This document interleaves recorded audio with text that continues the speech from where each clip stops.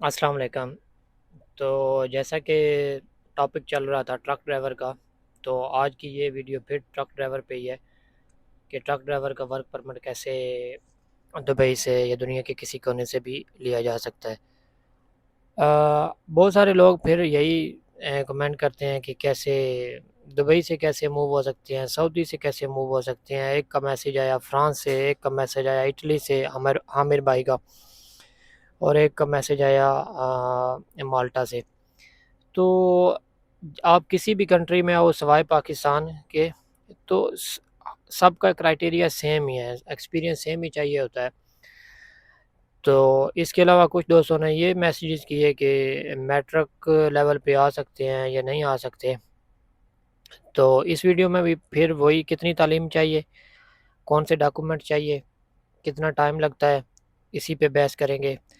अगर आपको मेरी वीडियो लाइक करे तो लाजम शेयर करें, लाइक करें, और अगर हो सके तो चैनल को सब्सक्राइब भी कर सकें, ताकि ज़्यादा से ज़्यादा जो है वीडियो वायरल हो सके और लोगों को इन्फॉर्मेशन मिल सके। इसके अलावा कुछ दोस्तों ने ये भी पूछा कि फ़ेक एजेंटों के बारे में। मैंने 15,000 दिरहम ऑलरेडी वेस्ट कर चुका हूँ। मैंने टिकटॉक पे वीडियो बनाई है, उस कमेंट का रिप्लाई किया। फ़ेक एजेंट कैसे काम करते हैं, कैसे ब्रेन वॉश करते हैं, या लोगों का कैसे माइंड पढ़ते हैं, और कैसे होता है दुबई में। मैं दुबई की बात करूँगी क्योंकि मैं दुबई से मूव हुआ हूँ, 12 साल दुबई में रहा हूँ, बहुत सारी चीज़ें अपनी आँखों से देखी हैं। उसके अलावा एक दोस्त ने ग्रुप में, मेरे व्हाट्सएप ग्रुप में, ये कहा है कि मुझे एडमिन से ज़्यादा इन्फॉर्मेशन है। मुझे 7 साल हो गए हैं सऊदी में। तो यार, इन्फॉर्मेशन किसी को भी हो सकती है, ज़्यादा हो सकती है, हर बंदे का अपना माइंड है। मैं नहीं कहता कि आपको इन्फॉर्मेशन नहीं है, आपको मुझसे ज़्यादा इन्फॉर्मेशन होगी, लेकिन मैं वो चीज़ें बात बता रहा हूँ जो मेरे साथ हुई हैं। क्योंकि इससे पहले मेरा कनाडा का एक बार वीज़ा रिफ्यूज़ हुआ था, फिर मैंने लॉयर किया था, फेडरल कोर्ट में केस किया था, दोबारा मेरा वीज़ा अप्रूव हुआ। तो कुछ चीज़ें होती हैं जो किताबी होती हैं, या गूगल से आप पढ़ते हैं, वो इन्फॉर्मेशन होती है। और कुछ चीज़ें वो होती हैं जो आपका एक्सपीरियंस होता है, जो आपके साथ बीती होती है, जो आपने अपनी आंखों से देखा होता है, जो आपने पेपर वर्क रेडी किया होता है, वो होता है। तो मैं वो चीज़ें आपके साथ शेयर कर रहा हूँ जो मेरे साथ हुआ है, या मुझसे पहले जो कैसर भाई आए हैं, या साजिद भाई आए हैं, या गुलाम रसूल हमारे साथ अभी है। मैं उन लोगों के जो एक्सपीरियंस हैं, जो हमारे पाकिस्तानी बंदे हैं जिनको मैं मिला हूँ, या इंडियन भाई सरदार भाई, वो कैसे आए हैं, उन्होंने कौन-कौन से डॉक्यूमेंट लगाए थे, किस कंसल्टेंट के थ्रू आए थे, उनको कौन-सी प्रॉब्लम हुई थी। मैं वो चीज़ें आपके साथ जो प्रैक्टिकल हो चुकी हैं, वो शेयर कर रहा हूँ, ठीक है? वैसे तो बहुत सारे भाई ये भी ग्रुप में मैसेजेस कर रहे हैं कि भाई किसी एजेंट को पैसे ना जाओ, किसी एजेंट के पास नहीं जाओ, डायरेक्ट अप्लाई करो, ये करो, वो करो। तो मेरे भाई, अगर आपके पास नॉलेज है तो ये बहुत अच्छी बात है। नॉलेज होना, पढ़ना लिखना चाहिए। हर चीज़ का नॉलेज होना, जनरल नॉलेज होना बहुत अच्छी बात है। लेकिन आपने ऑलरेडी 7 साल हो गए हैं आपको सऊदी में, तो आपने अप्लाई क्यों नहीं किया, और इधर आप क्यों नहीं पहुँचे? एक चीज़, चलें उस वो हमारा टॉपिक नहीं है, उसको छोड़ते हैं। वापस आते हैं एजुकेशन की तरफ। तो भाई जी, मेरी जो है वो 10+2 है। मैं कोई बैचलर एमए या ये वो नहीं हूँ। मैंने 10+2 है, जिसको एफए बोलते हैं। क्योंकि कुछ लोगों को तो 10+2 का भी नहीं पता, और क्योंकि ये सुना नहीं है ना। तो मैं 10+2 में आया हूँ। मेरे कुछ दोस्त इधर जो आए हैं वो मैट्रिक बेस पे भी आए हैं। तो आप मैट्रिक बेस पे भी आ सकते हैं। मैट्रिक करें पहले, उसके बाद आप आइल्स करें। आइल्स में आपके 5 बैंड होने चाहिए। अगर आपके 5 बैंड से ज़्यादा आएँगे, तो आपका वो, आपकी जो फ़ाइल है वो स्ट्रॉन्ग होगी। अगर आप मैट्रिक बेस पाते हैं, फ़ाइल थोड़ी वीक होगी। ये नहीं है कि मैट्रिक को पकड़ के बस लकीर के फ़कीर हो जाए, मैट्रिक नहीं। FA, bachelor, MA, master, express entry, बहुत सारे तरीके हैं। ये मिनिमम एजुकेशन जो है वो मैट्रिक बता रहा हूँ। वही मैट्रिक प्लस ट्रक ड्राइवर का ड्राइविंग लाइसेंस, 2 साल एक्सपीरियंस, प्लस आइल्स 5 बैंड। तो ये 3 चीज़ें, चाहे आप दुनिया के किसी कोने में भी हो, सऊदी में हो, मस्कत में हो, बहरीन में हो, कतर में हो, माल्टा, फ्रांस, किसी जगह पे भी हो, तो यही 3-4 चीज़ें जो है वो रिक्वायरमेंट है। उसके बाद ये एक मैट्रिक या एजुकेशन का ये वाला कंप्लीट हो गया। आगे चलते हैं जी, फेक एजेंट कैसे काम करते हैं। तो आजकल आपको पता है कि हमारे फ़ोन का जो डाटा है वो ट्रैक होता है। मेरे जैसा भाई अगर कोई जब कनाडा पहुंच जाता है तो मेरे बहुत सारे रिलेटिव या दूसरे दोस्त जब ये देखते हैं कि ये बंदा पहुंच गया तो हम भी अप्लाई करते हैं, हम भी चले जाएं उधर। तो अच्छी बात है, कोशिश करनी चाहिए।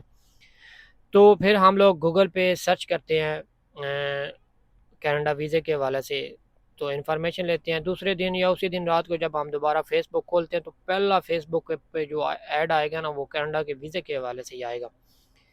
जब हमारी आंखों के सामने वो फेसबुक का वो पेज आता है, हम जल्दी से उसको खोलते हैं। उसमें हमने अपनी इंफॉर्मेशन देनी होती है, फॉर्म फिल करते हैं, अपना नाम, पता, address, phone number, education, skills, किसके लिए अप्लाई करना है वो हम फॉर्म फिल करके भेज देते हैं।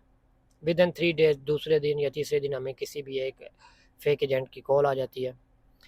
और फेक एजेंट जो होते हैं उनको पता होता है कि लोगों का माइंड कैसे रीड करना है।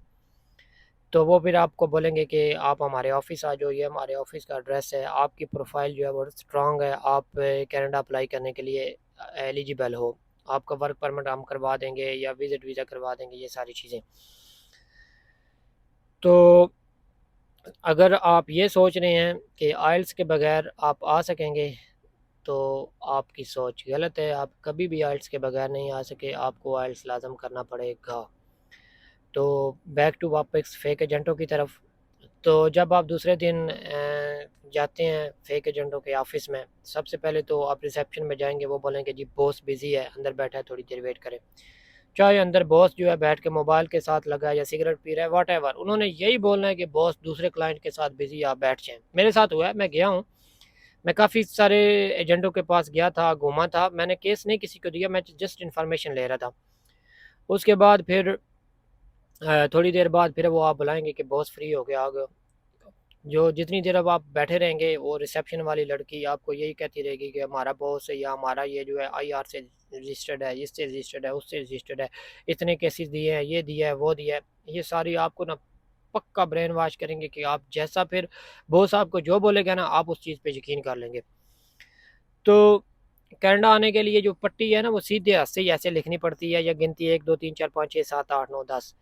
लेकिन जब आप किसी फेक एजेंट के साथ जाएँगे तो वो ऐसे पढ़ेंगे 1 2 3 4 5 7 8 9 11 12, बीच में से कुछ इन्फॉर्मेशन जो है वो छोड़ देंगे, क्योंकि वो जो बीच में वो इन्फॉर्मेशन वो छोड़ते हैं ना, वो आपके पास होता नहीं है। मसलन आइल्स आपके पास नहीं होता, वो आइल्स से उससे कट कर देते हैं।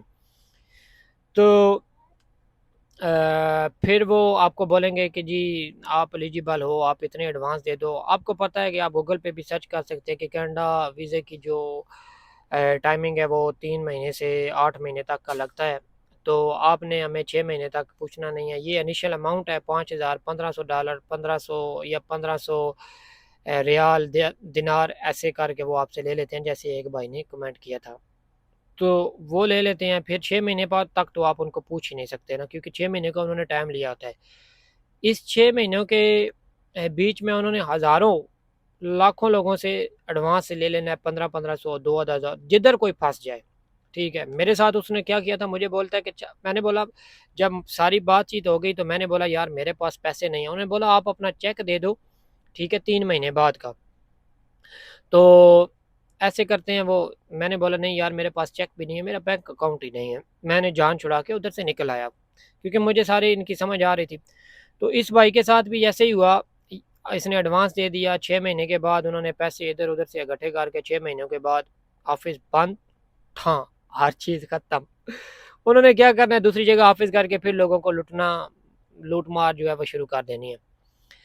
तो डॉक्यूमेंट आपको बता दिए हैं, इसके बगैर अगर आपको कोई बंदा बोलेगा तो फेक है। फेक एजेंटों पे यकीन ना करें, अपने पैसे वेस्ट ना करें। मैं कोई एजेंट नहीं हूँ, मैं सिर्फ आपको इन्फॉर्मेशन दे रहा हूँ कि आप इन फेक एजेंटों से जो बच सकें। तो फिर एक बात सुन लें, तालीम कम से कम मैट्रिक, उसके बाद 2 साल का ट्रक ड्राइवर का एक्सपीरियंस, उसके बाद आइल्स, आइल्स के बाद फिर एक आपको इधर लॉयर ढूंढना पड़ेगा, जो आपको जॉब ऑफ़र लेटर लेके देगा। जॉब ऑफ़र लेटर लेने के बाद डायरेक्ट जॉब ऑफ़र लेटर भी नहीं मिलता। इवन कि मैं इधर कनाडा में हूँ, अगर मैं किसी कंपनी में जाता हूँ अपने कज़नों के लिए जॉब ऑफ़र लेटर लेने के लिए, तो नहीं मिलता। जब भी मुझे अपने कज़नों के लिए या अपने दूसरे रिश्तेदारों के लिए अप्लाई करना है, तो मुझे भी किसी कंसल्टेंट को, एक जो अथॉरिटी है, उसके ज़रिए अप्लाई करना पड़ेगा। ठीक है? तो ये सारे डॉक्यूमेंट रेडी करने के बाद आपको कंसल्टेंट से रब्ता करना पड़ेगा, वो आपके लिए जॉब ऑफ़र लेगा। जॉब ऑफ़र मिलने के बाद वो LMIA, वो होता है ट्रक ड्राइवर के लिए, कुछ लीमिया बोलते हैं, कुछ LMIA बोलते हैं, उसके ऊपर आपका नाम चढ़ाएगा। ठीक है? वो LMIA प्लस आपके सारे डॉक्यूमेंट, ये सारे फ़ाइल जो आपकी IRCC इमिग्रेशन में जाएगी, और इमिग्रेशन के जो जितने भी अप्रूव्ड या VFS दुबई में, सऊदी में, अबू धाबी में, दुनिया के हर कोने में है, उधर जाके आप अपने फिंगरप्रिंट देंगे और आपकी पिक्चर होगी। उसके बाद आपकी फ़ाइल अंडर प्रोसेस हो जाएगी, फिर 3 महीने से लेके 6 महीने का टाइम है।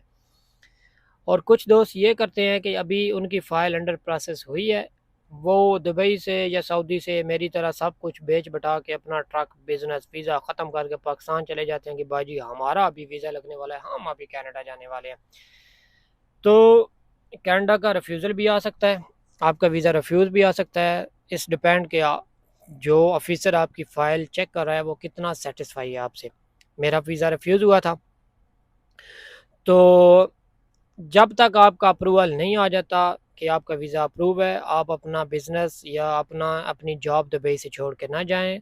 जिधर आपने इतने साल काम किया है, उधर थोड़े दिन और काम कर लें, 1-2 महीना और वेट कर जाएँ। जब आपका अप्रूवल आ जाए, इधर से वीज़ा अप्रूव्ड हो गया है, ईमेल मिल गई है, फिर आप अपना बिज़नेस ठप करें, अपना ट्रक बेचें, जो करना है करें और इधर आ जाएँ। उसके बाद हम बात करेंगे, जैसे कि एक भाई ने सुबह कमेंट किया कि पहले 3 साल जो है कनाडा में ज़लालत ही ज़लालत है, उसके बाद चिल माहौल है। तो ऐसी कोई बात नहीं है, हर बंदे का अपना नसीब है, हर बंदे की अपनी किस्मत है। तो कई दोस्त ऐसे आए हैं, एक पहले महीने से ही चिल माहौल उनका बन जाता है। अगर आप मुझसे पूछें, तो मेरा 1.5 महीने के अंदर-अंदर ड्राइविंग लाइसेंस बन गया था और मैं ट्रक पे ड्राइविंग करनी शुरू कर दी थी। अल्हम्दुलिल्लाह मुझे कोई प्रॉब्लम नहीं आई और मेरा शुरू से ही चिल माहौल है। और अगर टाइम का पता नहीं लगता, हो सकता है अभी आज ही में जो कोई मसला बन जाए, कोई परेशानी बन जाए, ये तो ऊपर वाले की है। क्योंकि हर इंसान के मुकद्दर में जितनी ज़लालत या तकलीफ़ें लिखी होती हैं, उसने वो बर्दाश्त करनी होती हैं। ठीक है? कनाडा पहुँचने का या लाइफ में कामयाब होने के पीछे कुछ राज या कुछ बातें होती हैं। सबसे पहले तो अगर आपका दिल साफ़ है, ठीक है, आप किसी के लिए बुरा नहीं चाहते, अपना दिल साफ़ कर लें, सीधी राह से काम नेक नीति से काम करें, वालिदैन की दुआएँ लें, नमाज़, रोज़ा या परहेज़गार जो भी है, व्हाटएवर आपका रिलीजन है, उसके मुताबिक चलें, तो फिर लाज़म कामयाबी आपके मुकद्दर बनती है। ठीक है? कुछ भाई जो ज़्यादातर लोग नहीं हैं कि यही कोशिश करते हैं कि दूसरों के कदमों पे, दूसरों को दबा के, दूसरों को नीचा दिखा के आगे बढ़ा जाए। नहीं, ऐसी बात ये बात बिल्कुल गलत है। आप किसी को दबाए बगैर भी आगे बढ़ सकते हैं, कामयाब हो सकते हैं। तो और मेरे ख़्याल में आज के इस वीडियो में और कोई टॉपिक नहीं है। तो सच एक और बात आपको बता चलूँ, एक दोस्त ने कमेंट किया है कि आप सबसे पहले असाइलम अप्लाई करें, 5 साल तक उधर ज़लील हों, उसके बाद आपको पासपोर्ट मिलेगा, आप इधर पहुँच सकेंगे। नहीं भाई, असाइलम के अलावा भी कनाडा आने के तरीके हैं, बहुत सारे तरीके हैं, अगर आप लीगल तरीके से आ सकते हैं। मैं अभी 2 साल हुए, अगर मैं जाना चाहूँ आज भी पाकिस्तान जा सकता हूँ। ठीक है, 6 महीने के बाद मैं जाना चाहता तो तब भी मैं जा सकता था। तो असाइलम कोई हल नहीं है, लीगल तरीके से आएँ, ठीक है, एक्सप्रेस एंट्री में आएँ, स्टूडेंट वीज़ा पे आएँ। उसके अलावा वही जैसे कि पहले कैटेगरी मेंशन की थी वर्क परमिट में बहुत सारी कैटेगरीज़ आ जाती हैं जिसमें ट्रक ड्राइवर का पहले, क्योंकि मुझे उसका पता है।